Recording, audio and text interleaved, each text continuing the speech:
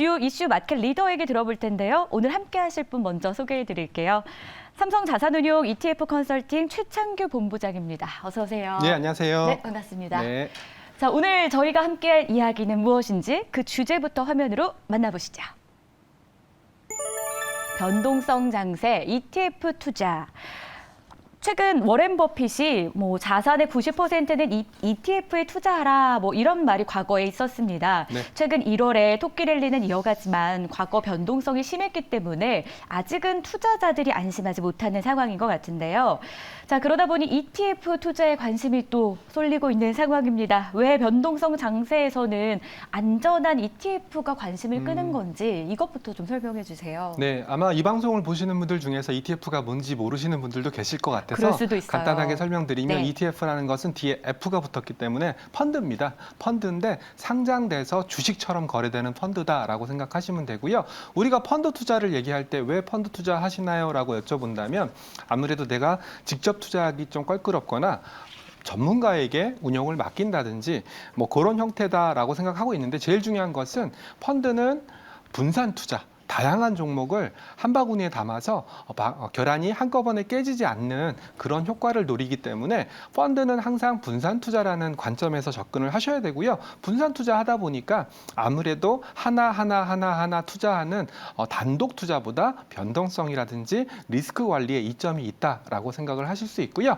또 한 가지 중요한 것은 요즘 연금 생활자들이 많이 늘어나고 있습니다. 연금 생활자들이 투자할 수 있는 투자 수단이 펀드라든지 ETF라든지 이런 간접 수단으로 제한되어 있기 때문에 이런 쪽에서 투자가 늘어나면서 ETF와 같은 상품이 인기를 끌고 있고 또 안정성과 투명성이 부각되고 있다라는 것이 장점으로 꼽히고 있습니다. 네, 앞서서 방송 시작하기 전에 저한테 ETF는 뷔페와 같다 그런 표현을 많이 쓴다 이야기해 주셨잖아요. 네. 우리 시청자분들께도 그렇게 설명해 주시면 조금 더 쉬울 것 같아요. 네, 펀드가 상장된 형태다라고 ETF를 설명드렸는데요. 그 ETF는 어떤 자산을 담는지에 따라서 굉장히 다양하게 상장할 수가 있습니다. 우리가 흔히 알 수 있는 ETF 그러면 주식을 기초로 한 주식형 ETF인데요. 작년만 해도 채권형 ETF들이 굉장히 많이 인기를 끌었습니다. ETF라는 접시에 채권을 담느냐, 주식을 담느냐, 커머더티를 담느냐 또는 전략 투자형 상품을 담느냐에 따라서 얼마든지 변형될 수 있고 저는 그래서 ETF를 뷔페에 전시되어 있는 음식과 비교를 한 겁니다. 다양한 음식들을 우리가 골라서 먹을 수 있는 뷔페와 같은 것이 바로 ETF다. 이렇게 정리를 좀 해볼까요? 네, 그렇게 정리하시면 정확할 것 같습니다. 네, 그래서인지 ETF 시장 규모가 연일 역대 최대치를 좀 경신을 하고 있는 상황입니다. 최근 3년간 ETF 순자산 총액도 꾸준히 증가했다고 하는데요. 개별 종목 투자와 ETF 투자 각각 장단점이 좀 있을 것 같아요. 어떻게 보세요? 저는 이제 앞서 뷔페에 비교를 했던 것처럼 네. 개별 종목 투자라는 것은 정말 맛집. 단일 음식을 하는 양평 해장국이라든지 단일 맛집이 개별 종목이고요. 신라호텔 뷔페와 같은 뷔페가 ETF다라고 설명을 하고 있습니다. 어느 게 더 맛있나요?라고 물어보신다면은 당연히 한 가지 음식만 하는 단일 음식점이 맛있을 겁니다. 수익률도 마찬가지입니다. 내가 단일 종목에 투자했을 때 수익률 측면에서는 훨씬 더 압도적인 수익률을 기록할 수 있겠지만 만약에 해외에서 손님이 오셨다든지 일본에서 손님이 오셨다든지 아니면 입맛이 다른 지방 사람이 올라왔다든지 이럴 경우에는 그 맛집이 아닐 수가 있거든요. 그렇기 때문에 ETF는 좀 약간 분산되어 있는 다양한 음식들이 전시되어 있다. 그렇기 때문에 어떤 음식은 맛있을 수 있지만 어떤 음식은 또 맛이 없을 수도 있거든요. 그래서 그런 점들을 투자 효율성, 투자 수익률과 비교해서 생각을 하시면 될 것 같고요.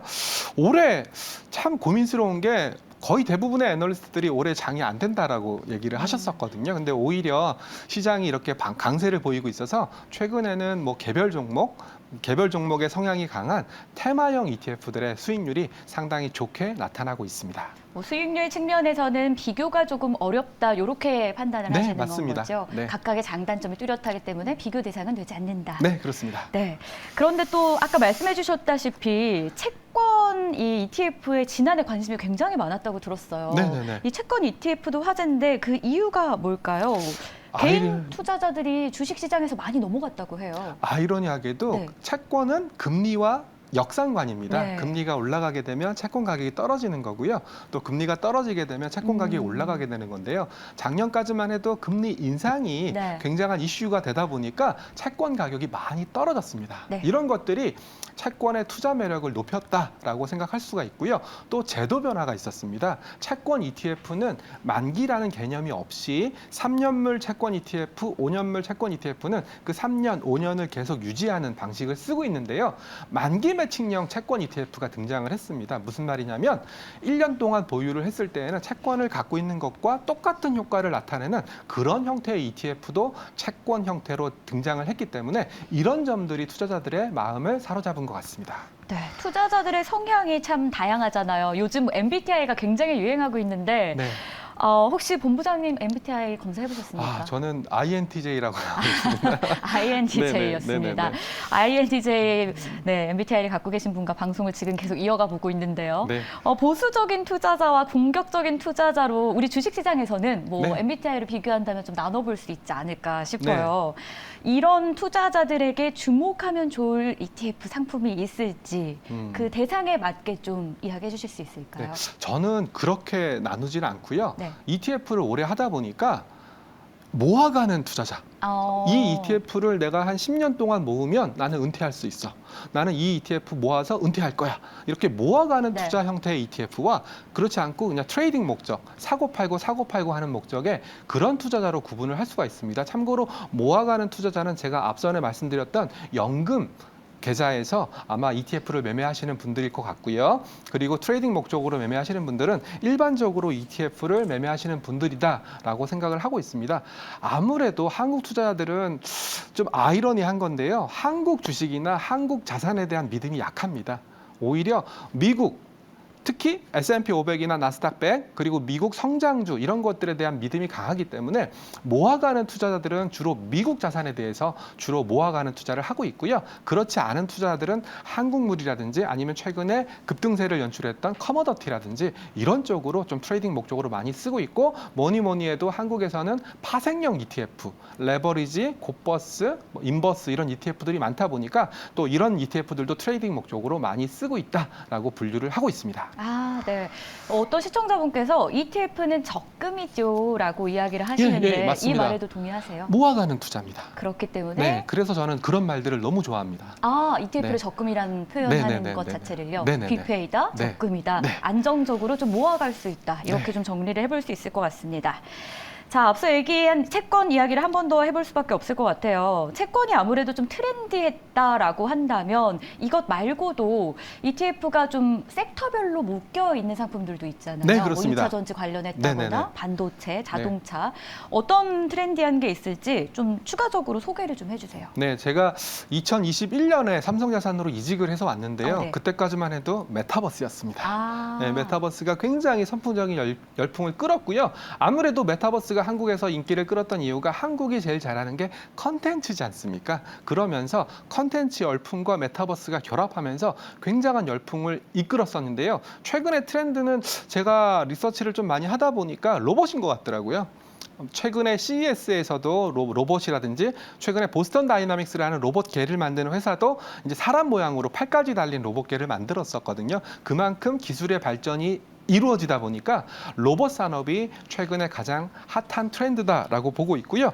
두 번째는 혹시 챗 GPT라고 들어보셨나요? 네, 들어봤습니다. 인공지능이지 네. 않습니까? 그래서 AI가 두 번째 화두로 꼽히고 있고요. 아. 근데 AI를 기초로 한 주식은 한국에 많지가 않습니다. 네. 그래서 그것만으로 ETF를 만들기는 굉장히 버거운 상태다 보니까 AI를 잘 만들기 위해서는 고성능 반도체가 필요하거든요. 그래서 반도체가 최근에 핫한 아이템이 아닐까 저는 이렇게 좀 분석을 하고 있습니다. 그러면은 방금 말씀해주신 AI, 로봇, 뭐 반도체를 제외하고 꾸준히 또 잘 가고 있는 섹터들도 있을 거 아니에요? 네. 어떤 걸 꼽으시나요? 뭐니 해도 2차 전지 산업입니다. 2차 전지. 예, 제가 CES도 네. 공부를 좀 많이 했었는데요. 모빌리티가 화두가 됐었거든요. 네. 모빌리티라는 것은 이동 수단을 말하는 거고요.